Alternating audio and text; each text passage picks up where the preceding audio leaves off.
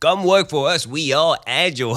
You might have heard that pretty often, or you're talking to someone in your company, someone in management in your company about the ways of working, and they tell you that, well, that's agility. The word agile, agility, has been overused and misused for the past 20 years. And it seems now if your company is not part of this agile train, this agile way of working, this agile implementation, it seems that your company is lagging behind. That's why so many people, so many companies start using agile, implementing this agile way of working, and they start misusing agile as a word. What does agile even mean? Is it an approach, a method, a methodology, a framework? No one knows. I guarantee you, if you ask this question in your company to multiple people, you'll get different answers. Most people in your company, if you're already using agile, they don't really understand what it means. In this video, I'm going to share 7 questions that you need to answer with honesty to know if your company is really agile or not. Question number 1. Do you often hear the phrase, why change it? We've always done it like that and it works. Let's not change it. This agile way of working also brings a growth mindset. Always be welcoming change, always be improving, finding ways to improve, especially when using the Scrum framework. Every single sprint, at the end of a sprint, you're going to do a sprint retrospective where you're going to reflect on the past sprint and find ways together on how to improve in the next sprints. Every single sprint, you're going to do that reflection and adapting based on this reflection, based on feedback, finding new ways to improve. There's no such thing as, it's good, let's not change it. Because your competitors are changing. Your competitors are always finding new ways to do stuff. You need to improve personally, for the company, for the team, the product. Everything needs to improve. Constantly changing and improving. Question number 2. The customer wants all these features, so we need to give them everything. Or we can't release the product right now to the public because there's some missing must-have features. Really? Must-have features? How do you know? How do you know these features are must-have features? Are you assuming that these features are must-have features? Did you even ask the customers? This agile mindset promotes, encourages us to focus on what's valuable for the customer and cut out what's meaningless for the customer. We are making assumptions here. We don't really know what the customer wants, so we want to get feedback as soon as possible. Deliver early, deliver consistently, and get feedback and adapt based on this feedback and produce something better instead of like the waterfall model, the waterfall approach. You build something for 1 year and you release it to the market to get feedback from customers. They tell you that, nah, I didn't want that. In Agile, when using Scrum, you release every single sprint, every single 2 weeks, 1 week, 1 month, you get feedback and you build something better. It's a total waste of time to block a release. Let's not do a release because there's some must-have features. Let's not do that. No, you release it right now, and then you build up on it because you're assuming that these features are must-have features. But the customer will be using these features. How do you know? Test it. Put it to the market, test it, or use some prototypes and get feedback from customers. Don't assume that these features are must-have and even that the customer will be using these features. Question number 3. Do you feel that you have control on what you do? Are you allowed to be self-managed? Or is a manager, supervisor, team leader somewhere telling you what to do? Agile principle number 5. Build projects around motivated individuals. Give them the environment and support they need and trust them to get the job done. Agile principle number 11. The best architectures, requirements, and designs emerge from self-organizing teams. Self-organizing teams. Trust that people do the job. You are here to support them, and you trust that they do the job. I was a micromanager. some years ago. Yeah, micromanagement, telling people what to do, really monitoring people what they do, because I didn't trust them. And one of the reasons why I didn't trust them is that I was motivated, I was driven, I wanted to release the product, but I felt that this motivation was only on my side. I didn't feel that the developers were motivated to move, to get stuff done. What's the problem here? Well, I was at fault.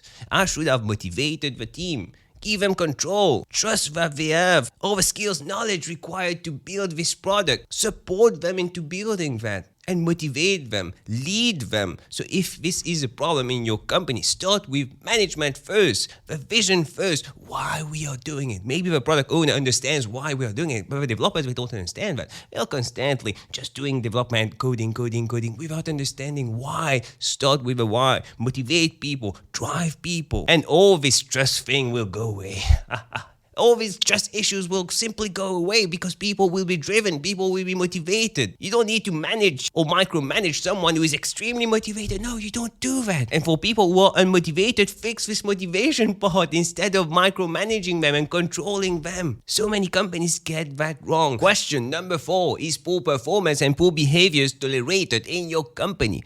I know some people who sort of made a career out of not doing their job. They don't want to work. And what do companies do? That's the fault of Agile or Scrum. We need to increase the knowledge. Let's send them on some Agile or Scrum training or do some working groups or some pairing. No, if someone doesn't want to work, they're lazy and there's no consequences for this bad behavior, this person won't be working. And it's not only affecting this person. No, the whole team is being affected by this bad behavior. So you need to tackle that. You need to fix the issue. And one of the best things that you can do is urgency. Urgency first by management. We need to implement this Agile thing. We need to implement ways to tackle poor behaviors. It all starts with urgency. We need to fix that. And the second thing we shouldn't tolerate, there should be consequences for poor behaviors. You can involve your Agile coaches, your Scrum Masters, or any other people in the company. Do one-to-one sessions with this person. Really understand why they are not meeting our expectations. Maybe they don't even understand what are these expectations. Maybe expectations aren't clear. If you set clear expectations that they agree, that they commit on, then you can keep them accountable and have some consequences if they don't. Because at the end of the day, we want to build a product for the customer, the best product ever. And you can't do that if you have some poor performers in the team. Sorry, you can't do that. There should be consequences. Number 5, Agile, but Agile in the name only. I love this one. We have been using Agile for the past few years. Everyone in the company has this Agile mindset. Everything is working well, but managers every single day still request status reports. They need to know what's happening in the team, every single team. They are comparing velocity between different teams. Every team needs to be constantly 24/7 productive. They set hard deadlines on the team. You need to respect this date. You need to do overtime to meet these dates. But we are Agile. That's one of the main reasons why Agile fails, because management, upper management, they are not part of it. They believe that Agile is only for the teams. Scrum only for the teams, not for them. Do your thing on the side and release products on the side. Don't put us in the loop. We don't care about that. Just do your Agile thing. No, they should care. It all starts with management. They should understand why we are doing it and what's the expected outcome. And this expected outcome should be about maximizing value for the customer, not going faster, not delivery. Misconception, common misconception. Agile is not about going faster. It's about maximizing value for the customer first. And if management, they agree on going into this direction, they understand why, then they can communicate that to the rest of the teams and put an urgency, prioritize this Agile implementation. But in most companies, they are not even part of it. They believe that Agile for the teams only. But that doesn't work because we have this old mindset managers. If you don't train them, if you don't tell them what Agile is, they will continue putting deadlines on the team, micromanaging the team. They don't understand that they should be trusting the team and that we should be maximizing value for customers. No, they will insist that we deliver faster.